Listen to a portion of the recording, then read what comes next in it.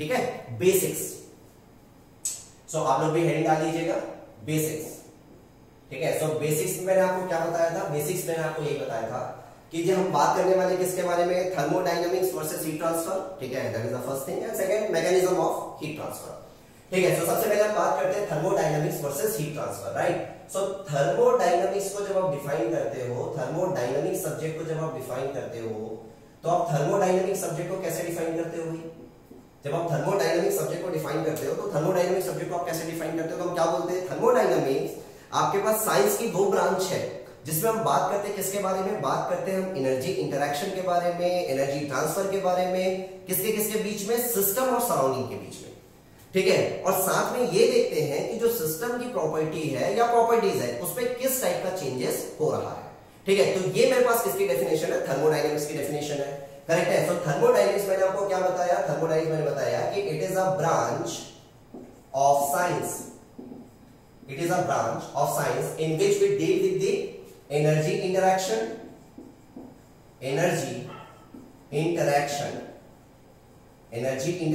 या फिर मैंने क्या बोला, एनर्जी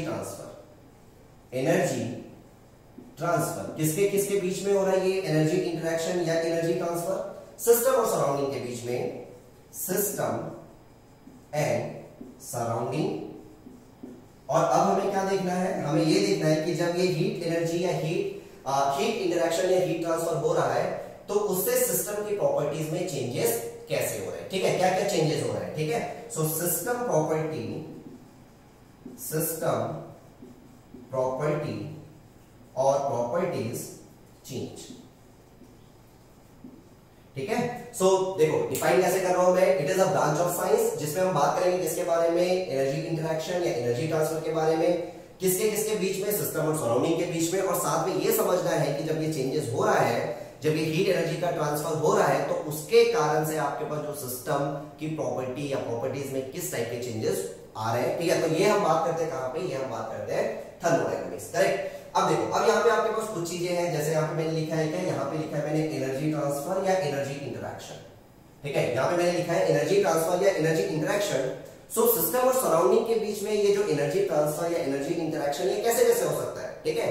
सो जैसे कि अगर फॉर एग्जांपल मान लो ये मेरे पास क्या है भाई, ये मेरे पास सिस्टम है, ठीक है। अब सिस्टम क्या होता है, सराउंडिंग क्या होता है, ये सब मैं यहाँ पे डिस्कशन नहीं करूंगा, ठीक है। बस मेरे को इतना समझ आ गया कि भाई सिस्टम आपको पता है, सराउंडिंग आपको पता है, ठीक है। मतलब जो जिस भी मैटर या रीजन को हम थर्मोडायनामिक एनालिसिस के लिए चूज करते हैं, उसे हम क्या बोलते हैं, उसे हम बोल देते हैं सिस्टम, ठीक है। And apart from the system everything is a surrounding, correct. तो ये मेरे पास क्या है भाई, ये मेरे पास सिस्टम है, और ये मेरे पास क्या है, ये मेरे पास सराउंडिंग है। साथ में ये देखना है कि सिस्टम और सराउंडिंग के बीच में आपके पास एनर्जी का इंटरैक्शन हो रहा है, ठीक है।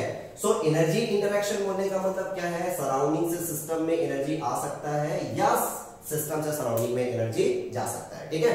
सो इन दोनों के बीच में क्या हो रहा है, इन दोनों के बीच में आपके पास एनर्जी का क्या हो रहा है, एनर्जी का इंटरैक्शन हो रहा है या एनर्जी का ट्रांसफर हो रहा है। अच्छा, सिस्टम और सराउंडिंग को जो सेपरेट करता है उसको आप क्या बोल देते हो, उसको आप बोल देते हो बाउंड्री, है ना, उसी को बाउंड्री बोल देते हैं। तो ये मेरे पास क्या है, ये मेरे पास बाउंड्री है, करेक्ट है। अब देखो, जब आपके पास सिस्टम और सराउंडिंग के बीच में हीट एनर्जी का इंटरैक्शन हो रहा है, तो उससे सिस्टम की प्रॉपर्टी या प्रॉपर्टीज में, ठीक है, किस टाइप के चेंजेस आ रहा है, ये पूरा एनालिसिस हम करते हैं कहां पे, ये पूरा एनालिसिस हम करते हैं थर्मोडायनामिक्स में, करेक्ट। इसको और दूसरे तरीके से डिफाइन कर सकते हैं, ठीक है, ठीक है, अलग अलग तरीके से आप डिफाइन कर सकते हो, ठीक है। बेसिकली थर्मोडायनामिक्स में हम किस चीज पे फोकस करते हैं, थर्मोडायनामिक्स में हम इस चीज पे फोकस करते हैं कि कैसे हम एक लो ग्रेड एनर्जी को कन्वर्ट करें हाई ग्रेड एनर्जी में, ठीक है।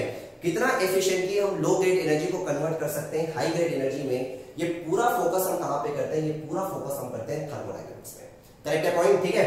सो लो ग्रेड एनर्जी या हाई ग्रेड एनर्जी बोलने का मतलब क्या है, ठीक है। सेकंड डेफिनेशन की अगर मैं बात करता हूं, सेकंड डेफिनेशन में आपको बताया कि कैसे मैं लो ग्रेड एनर्जी, ठीक है, लो ग्रेड एनर्जी, ठीक है। अब लो ग्रेड एनर्जी का मतलब क्या होता है भाई, लो ग्रेड एनर्जी का मतलब होता है डिसऑर्गेनाइज्ड फॉर्म ऑफ एनर्जी, ठीक है। लो ग्रेड एनर्जी का मतलब क्या होता है, लो ग्रेड एनर्जी का मतलब होता है डिसऑर्गेनाइज्ड फॉर्म ऑफ एनर्जी। और डिसऑर्गेनाइज्ड फॉर्म ऑफ एनर्जी का एग्जांपल जो है वो मेरे पास क्या है, वो मेरे पास है हीट एनर्जी, करेक्ट है। सो ये मेरे पास डिसऑर्गेनाइज्ड फॉर्म ऑफ एनर्जी है, या फिर इसी को मैं बोल सकता हूं लो ग्रेड एनर्जी है। और ये जो लो ग्रेड एनर्जी है, इस लो ग्रेड एनर्जी को कैसे एफिशिएंटली मैं कन्वर्ट कर सकता हूं किसमें, हाई ग्रेड एनर्जी में, हाई ग्रेड एनर्जी। और हाई ग्रेड एनर्जी का मतलब क्या होता है? हाई ग्रेड एनर्जी का मतलब होता है mechanical work. Getting my point? High grade energy का मतलब क्या होता है? हाई ग्रेड एनर्जी का मतलब होता है मैकेनिकल वर्क। सो कितना एफिशिएंटली मैं इस हीट एनर्जी को कन्वर्ट कर सकता हूं मैकेनिकल वर्क में, ठीक है, ये सारा चीज हम कहां पे देखते हैं? थर्मोडायनामिक्स में। और थर्मोडायनामिक्स का एप्लीकेशन आप पढ़ते हो, जैसे स्टीम पावर प्लांट हो गया, तो स्टीम पावर प्लांट में आप क्या करते हो? ठीक है, स्टीम पावर प्लांट में बेसिकली होता क्या है? आपके पास हीट एनर्जी है, ठीक है, आपने फ्यूल को जलाया, फ्यूल को जलाने से आपके पास क्या होगी? उसकी जो केमिकल एनर्जी है वो कन्वर्ट हुआ हीट एनर्जी में, हीट एनर्जी को सप्लाई किया बॉयलर में, बॉयलर में स्टीम जनरेट हुआ और उस स्टीम को आप कहां ले गए? आपके पास स्टीम टरबाइन में, वहां पे आपके पास टरबाइन में स्टीम का एक्सपांशन हुआ और आपको मैकेनिकल वर्क मिला। सो हो क्या है? हीट एनर्जी कन्वर्ट हो रही है आपके पास मैकेनिकल वर्क में, करेक्ट है? सो यहां पे आपको क्या चाहिए? आपको सब्सटेंस भी चाहिए होता है, इंटरमीडिएट आपको सब्सटेंस चाहिए होगा, ठीक है, अपने आप नहीं हो पाएगा, ठीक है। जैसे आपके पास स्टीम पावर प्लांट में मैंने आपको बताया, तो सब्सटेंस वहां पे क्या? सब्सटेंस है आपके पास पानी, water, water is a substance. वैसे जब हम बात करते हैं किसकी, जैसे गैस टरबाइन पावर प्लांट आप पढ़ते हो, तो गैस टरबाइन पावर प्लांट में आपके पास जो सब्सटेंस है वो सब्सटेंस है, वो सब्सटेंस है मेरे पास गैस, करेक्ट है, ठीक है। सो बेसिकली अगर हम बात करते हैं थर्मोडायनामिक्स, ठीक है, सो थर्मोडायनामिक्स में हमारा फोकस यही है कि कैसे एफिशिएंटली ये जो मेरे पास लो ग्रेड एनर्जी है, डिसऑर्गेनाइज्ड फॉर्म ऑफ एनर्जी है, मतलब हीट एनर्जी जो है, कैसे मैं उसको हाई ग्रेड एनर्जी मतलब मैकेनिकल वर्क या फिर ऑर्गेनाइज्ड फॉर्म ऑफ एनर्जी में उसको कन्वर्ट करूं। तो ये मेरे पास क्या होता है? ये मेरे पास ऑब्जेक्टिव होता है जब हम बात करते हैं किसके? जब हम बात करते हैं थर्मोडायनामिक्स, करेक्ट है। सो ये आपके पास सेकंड डेफिनेशन हो गई, ठीक है। वापस आइए फर्स्ट डेफिनेशन पे, ठीक है। तो ये मैंने आपको सिर्फ बता दिया यहाँ पे, ठीक है, कि दूसरी डेफिनेशन भी है, आप अलग अलग तरीके से डिफाइन कर सकते हो, ठीक है।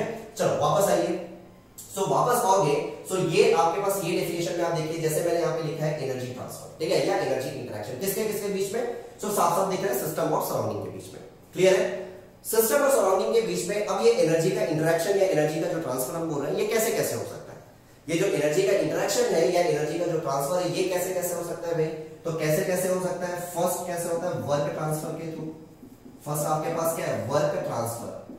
सो वर्क ट्रांसफर मतलब आपके पास सिस्टम सराउंडिंग पे वर्क कर रहा है या सराउंडिंग सिस्टम पे वर्क कर रहा है। सो सिस्टम और सराउंडिंग के बीच में क्या हो रहा है? एनर्जी का ट्रांसफर हो रहा है, ठीक है। सो एनर्जी का ट्रांसफर, सो पहला मोड ऑफ एनर्जी का जो ट्रांसफर है वो मेरे पास क्या है? That is work transfer.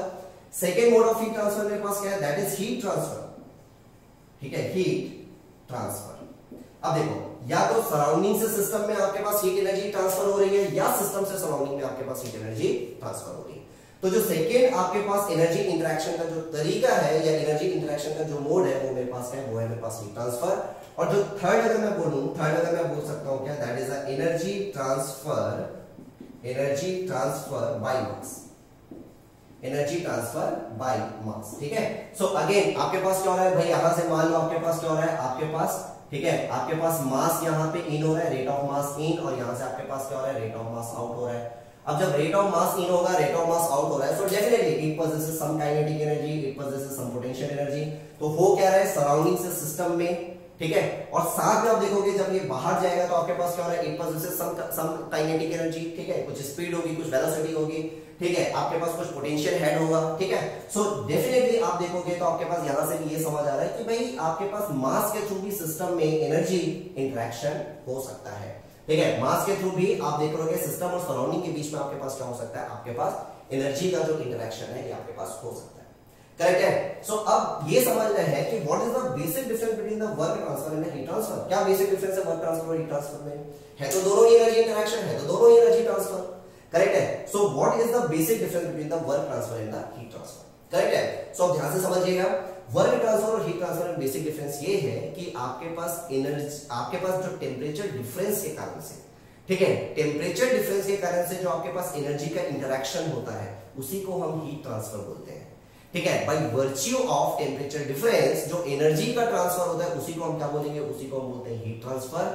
Apart from that every type or each type of energy transfer is the work transfer. Getting my point? ठीक है, मैंने क्या बोला कि भाई हीट ट्रांसफर और वर्क ट्रांसफर में बेसिक डिफरेंस क्या है?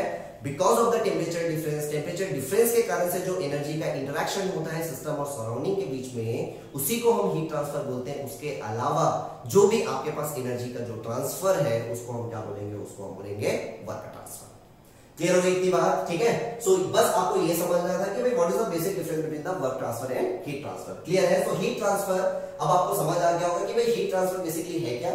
So heat transfer is nothing but the energy transfer, ठीक है, बिटवीन सिस्टम एंड सराउंडिंग। या फिर मैं बोलूं हीट ट्रांसफर क्या है, heat transfer is nothing but the energy transfer because of the temperature difference. Temperature difference के कारण से जो आपके पास एनर्जी का जो ट्रांसफर है उसी को हम बोलेंगे हीट ट्रांसफर।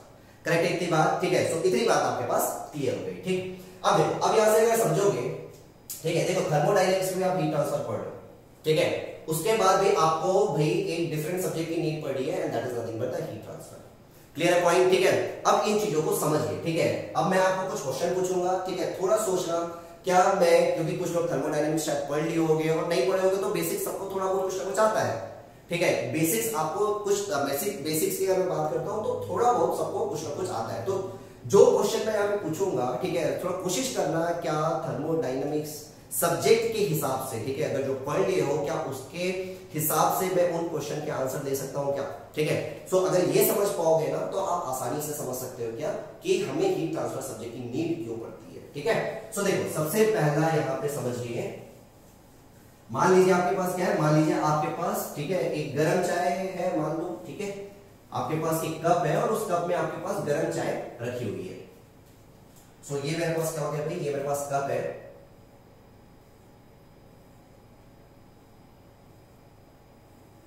ठीक है, ये मेरे पास क्या हो गया, ये मेरे पास एक कप है और ये जो कप है ना, इस कप में आपके पास गर्म चाय रखी हुई है, ठीक है। सो गर्म चाय रखी हुई है, सो यहां पे गर्म चाय डाल दीजिए।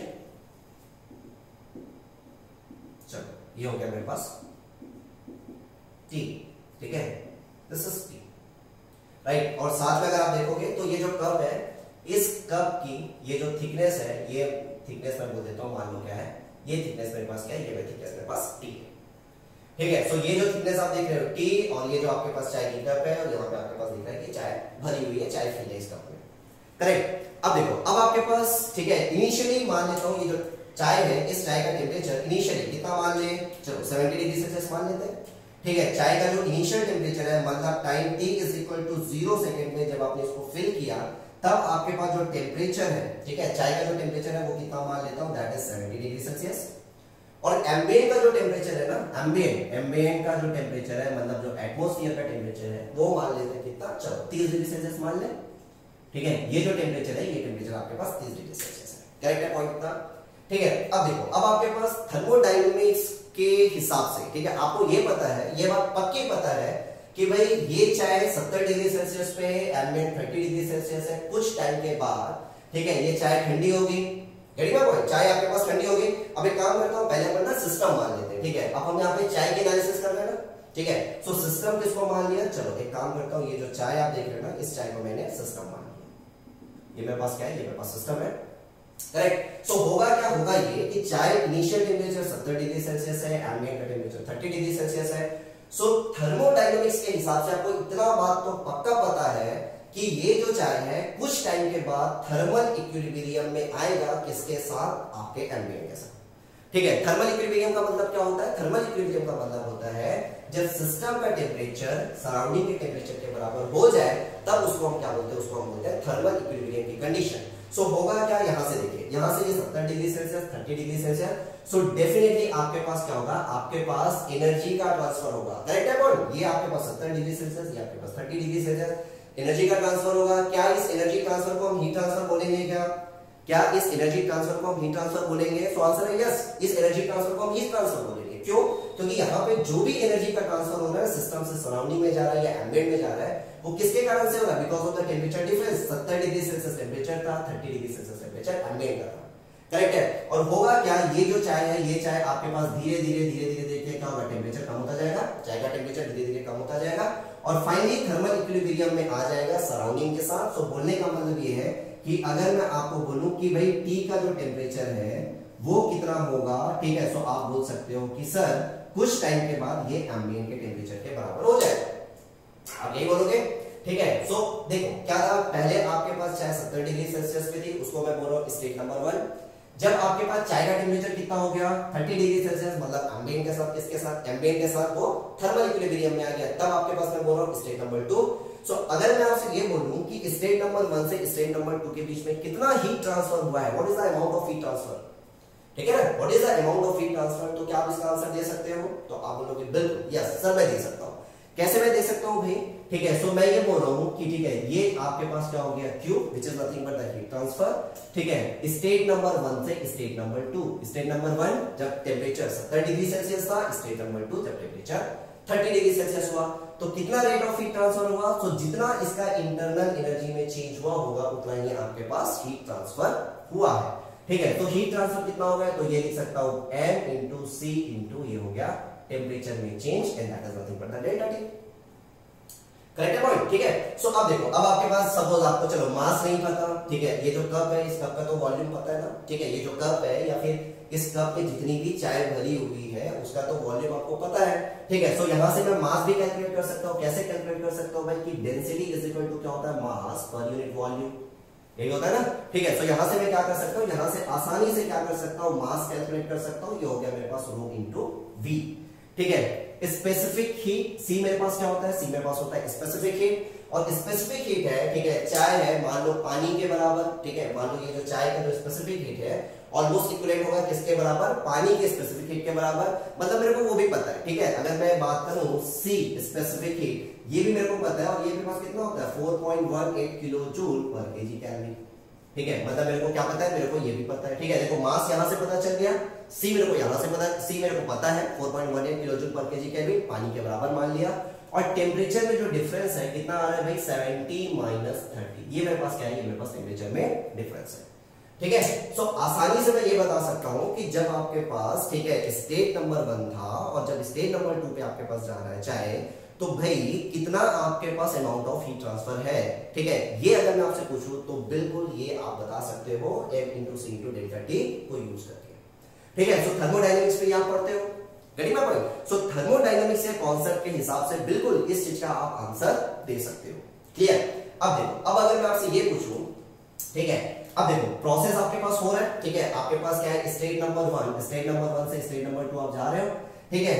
अगर मैं आपसे ये क्वेश्चन पूछूं, ठीक है, कि भाई आपके पास ये बताओ कि ये जो चाय है ना, इस चाय को 30 डिग्री सेल्सियस टेम्परेचर आने में कितना टाइम लगेगा, व्हाट इज द टाइम, ठीक है, what is the time required to reach the temperature equal to ambient temperature, ठीक है, एम्बिएंट का टेम्परेचर रीच करने के लिए कितना टाइम लगेगा, तो आप मेरे को ये सोच के बताइएगा कि भाई थर्मोडायनेमिक्स के कॉन्सेप्ट के हिसाब से क्या आप, ठीक है, इस क्वेश्चन का आंसर दे सकते हो क्या, ठीक है। जब स्टेट नंबर 1 से स्टेट नंबर 2 जा रहे हो तो how long process is going on, ठीक है, वो जो प्रोसेस है ये प्रोसेस कितना लंबा चलने वाला है, 70 डिग्री सेल्सियस से 30 डिग्री सेल्सियस पहुंचने के लिए कितना टाइम लगेगा, ठीक है, क्या आप ये बता पाओगे थर्मोडायनेमिक्स के पॉइंट ऑफ व्यू से, ठीक है। सो आंसर है नहीं, हम नहीं बता पाएंगे, ठीक है। सो पहला क्वेश्चन ये है कि आपके पास कितना टाइम लगेगा, how long the process is going on. अगर मेरे पास, ठीक है, इसको और दूसरे तरीके से समझते हैं, मान लो मेरे पास क्या है, मान लो मेरे पास, मान लीजिए आपके पास एक स्टील का ब्लॉक है, ठीक है, ये मान लो एक स्टील का ब्लॉक है, और ये जो स्टील का जो ब्लॉक है, इस स्टील का ब्लॉक का इनिशियल टेम्परेचर मान लो कितना है 300 डिग्री सेल्सियस, बाहर एम्बिएंट का टेम्परेचर मान लो कितना है 30 डिग्री सेल्सियस, करेक्ट है। सो थर्मोडायनेमिक्स के पॉइंट ऑफ व्यू से मेरे को ये पता है कि आफ्टर सम टाइम ये आपके पास एक थर्मल इक्विलिब्रियम में आएगा, किसके साथ, एम्बिएंट के साथ, लेकिन मेरे को ये नहीं पता कि ये कितना टाइम लगेगा, how much time it will take, ठीक है, इसका आंसर मेरे पास नहीं है, गेटिंग माय पॉइंट, ठीक है। So this is the first question जिसका आंसर आपके पास नहीं है। नाउ सेकंड क्वेश्चन ये मेरे पास कि भाई ठीक है, चलो आपने ये बोला कि सर ये आपके पास स्टेट नंबर 1 में टेम्परेचर 70 डिग्री सेल्सियस था, स्टेट नंबर 2 पे आपके पास जो टेम्परेचर है वो टेम्परेचर आपके पास कितना है 30 डिग्री सेल्सियस, और मैंने आपको बता दिया कि 70 से 30 जाने के लिए इसको लग रहा है कितना, मान लीजिए आपके पास 5 मिनट है ना, टाइम कितना लग रहा है भाई, टाइम आपके पास लग रहा है 5 मिनट, 70 से 30 जाने में कितना टाइम लग रहा है 5 minute. Now my question is that कि what is the temperature of the tea after 2 minute, ठीक है, मतलब आपके पास यहाँ पे 2 मिनट, ठीक है, यहाँ पे मान लो ये 2 मिनट, ठीक है, 2 मिनट पे, ठीक है, चाय का टेम्परेचर कितना होगा, ये जो टी है इस टी का टेम्परेचर कितना होगा, क्या आंसर आपके पास है थर्मोडायनेमिक्स के पॉइंट ऑफ व्यू से या थर्मोडायनेमिक्स के कॉन्सेप्ट के पॉइंट ऑफ व्यू से, क्या आपके पास इस क्वेश्चन का आंसर है क्या, कि 2 मिनट के बाद ठीक है, ये अगर इसको 5 मिनट लग रहा है ठंडा होने में, मतलब 70 से 30 जाने में अगर इसको 5 मिनट लग रहा है, तो क्वेश्चन ये है कि 2 मिनट पे चाय का टेम्परेचर कितना होगा? क्या इसका आंसर है? ठीक है, तो आंसर इसका भी आपके पास नहीं होगा, क्योंकि आपने क्या देखा है पता है? आपने देखा है थर्मोडायनेमिक्स के हिसाब से, आपने देखा है total amount of heat transfer. आपने क्या देखा है? आपने देखा है total amount of heat transfer. यहां से आपके पास क्या निकला? यहां से आपके पास निकला है total amount of heat transfer 70 से 30 जब जा रहा है तो कितना total amount of heat transfer हो रहा है, ये आपने देखा है। आपने नहीं देखा है rate of heat transfer. Getting my point? ठीक है, रेट ऑफ हीट ट्रांसफर मतलब समझ रहे हो मैं क्या बोल रहा हूं? Rate of heat transfer. So rate of heat transfer का मतलब होता है, ठीक है, कितना एनर्जी ट्रांसफर हो रहा है per unit time, energy transfer per unit time. इसे हम क्या बोलते हैं? इसे हम बोलते हैं रेट ऑफ हीट ट्रांसफर या rate of energy transfer, I can say. Getting my point? ठीक है, सो यहां अगर थर्मोडायनेमिक्स के हिसाब से आप देखते हो तो आपने कैलकुलेट क्या किया है? आपने कैलकुलेट किया है total amount of heat transfer, but ठीक है, मुझे क्या चाहिए? ठीक है, मुझे चाहिए rate of heat transfer. Getting my point? अगर मेरे को रेट ऑफ हीट ट्रांसफर पता है ना, रेट ऑफ हीट ट्रांसफर बोलने का मतलब क्या है? ठीक है, मान लो आपके पास, ठीक है, 1 सेकंड में कितना आपके पास हीट ट्रांसफर हो रहा है, ठीक है, तो 10 सेकंड में कितना हीट ट्रांसफर होगा? Getting my point? ठीक है, तो ये आंसर मैं दे पाऊंगा जब मेरे को रेट ऑफ हीट ट्रांसफर पता होगा, और रेट ऑफ हीट ट्रांसफर मेरे को फाइंड आउट करना है, तो उसके लिए मैं हीट ट्रांसफर सब्जेक्ट पढ़ता हूं। Getting my point? तो मेरे 2 क्वेश्चन थे, ठीक है, और दोनों क्वेश्चन के आंसर आप थर्मोडायनामिक्स सब्जेक्ट के हिसाब से नहीं दे पा रहे थे। पहला क्वेश्चन क्या था? पहला क्वेश्चन था कि आपके पास, फर्स्ट क्वेश्चन क्या था भाई, कि कितना टाइम लगेगा, है ना? फर्स्ट क्वेश्चन था कितना टाइम लगेगा। सेकंड क्वेश्चन ये था कि आपके पास अगर टोटल मेरे को 5 मिनट लग रहा है तो एक सर्टेन टाइम, मतलब 1-2 मिनट पे आपके पास टेम्परेचर कितना होगा। Getting my point? तो ये दोनों के आंसर आपके पास नहीं थे, इसलिए आपको हीट ट्रांसफर पढ़ना पड़ेगा। ठीक है, तीसरा क्वेश्चन, ठीक है, चलो अब यहां से अगर देखोगे, जैसे मान लो ये आपके पास क्या है, ये आपके पास, ये जो देख रहे हैं ना, आपके पास थिकनेस क्या है यहाँ पे? टी। कप की जो थिकनेस है वो मेरे पास क्या है? कप की थिकनेस मेरे पास टी है। ठीक है, चलो ये मैं हटा देता हूं।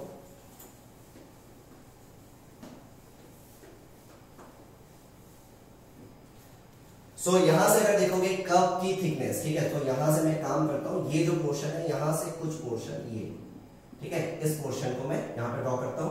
तो ये हो गया भाई मेरे पास क्या है? ये हो गया मेरे पास कप की थिकनेस।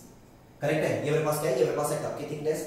अब देखो कप की थिकनेस है, तो मान लो, ठीक है, मान लेते हैं आपके पास ये जो आप देख रहे हो ना, ये आपके पास इनर वॉल, इस इनर वॉल का टेम्परेचर, ठीक है, इस इनर वॉल के टेम्परेचर को, ठीक है, सिंप्लीफाई करने के लिए मैं क्या एज्यूम करके चल रहा हूं? सिंप्लीफाई करने के लिए मैं एज्यूम कर रहा हूं कि मान लो कितना है? 70 डिग्री सेल्सियस। करेक्ट है? ये सिर्फ और सिर्फ मैं एज्यूम करके चल रहा हूं, ठीक है, कि आपके पास यहां पे वो वॉल जो चाय के साथ, टी के साथ कांटेक्ट में है, जिसका इनिशियल टेम्परेचर कितना था? 70 डिग्री सेल्सियस। तो यहाँ पे इनिशियली मैंने क्या मान लिया? टेम्परेचर 70 डिग्री सेल्सियस है। ये सारी बातें कब कर रहा हूँ? Time T is equal to 0 second पे, time T is equal to 0 second पे।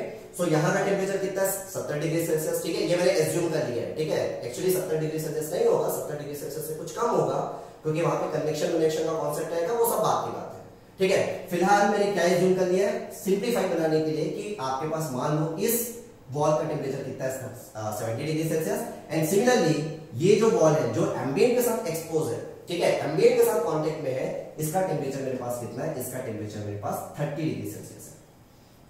Getting my point? और ये जो कप है, इस कप की थिकनेस कितनी थी भाई? इस कप की थिकनेस थी मेरे पास टी। अब देखो, अब यहां से आप ये देखो कि भाई ये 70 डिग्री सेल्सियस है, ये 30 डिग्री सेल्सियस है, मतलब यहाँ पे जो लेयर होगा उस लेयर का टेम्परेचर 70 से कम होगा। ठीक है, यहाँ पे आप देखोगे टेम्परेचर, तो इस लेयर से और टेम्परेचर कम होगा। Getting my point? सो आपके पास क्या हो रहा है? अगर मैं फॉर एग्जांपल एक काम करता हूँ, इसको अगर मैं एक्स डायरेक्शन बोलता हूँ, सबको दिख रहा होगा ये एक्स डायरेक्शन। सो एक्स डायरेक्शन में आपके पास क्या हो रहा है? टेम्परेचर डिक्रीज हो रहा है। Getting my point? So temperature अगर डिक्रीज हो रहा है तो क्वेश्चन ये है कि टेम्परेचर डिक्रीज कैसे होगा? टेम्परेचर डिक्रीज कैसे होगा? टेम्परेचर आपके पास इस फॉर्म में डिक्रीज होगा, मतलब लिनियरली डिक्रीज होगा, या फिर आपके पास जो टेम्परेचर अगर डिक्रीज हो रहा है तो आपके पास इस प्रोफाइल को फॉलो करेगा, या फिर आपके पास इस प्रोफाइल को फॉलो करेगा, या फिर रैंडम आपके पास इस प्रोफाइल को फॉलो करेगा। किस प्रोफाइल को फॉलो करेगा बता सकते हैं क्या? ठीक है, मतलब मेरे को टेम्परेचर का वेरिएशन जो है वो टेम्परेचर का वेरिएशन, टेम्परेचर का जो वेरिएशन है वो मेरे को एक्स के साथ बताना है। Getting my point? तभी तो मैं प्रोफाइल बना पाऊंगा ना। ठीक है, सो टेम्परेचर एक्स के साथ कैसे चेंज हो रहा है, मतलब लिनियरली चेंज हो रहा है या पैराबोलिकली चेंज हो रहा है? पैराबोलिकली अगर चेंज हो रहा होगा तो आपके पास second order, third order, fourth order actually हो कैसे रहा है? ठीक है। सो इसका क्वेश्चन भी आपके पास नहीं होगा, ठीक है। अगर आपने थर्मोडायनेमिक्स पढ़ भी लिया है तो भी इसका क्वेश्चन, इस क्वेश्चन का आंसर आपके पास नहीं होगा।